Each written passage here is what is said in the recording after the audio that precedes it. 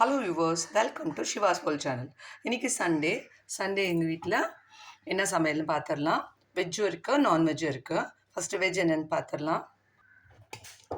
சூடான வடித்த சாதம்,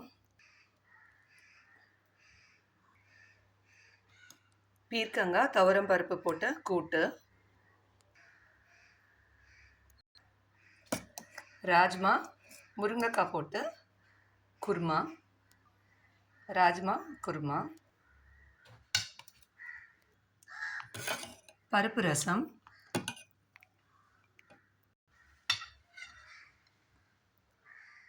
இதுதான் இன்றைக்கி எங்கள் வீட்டில் வெஜிடேரியன் சமையல்.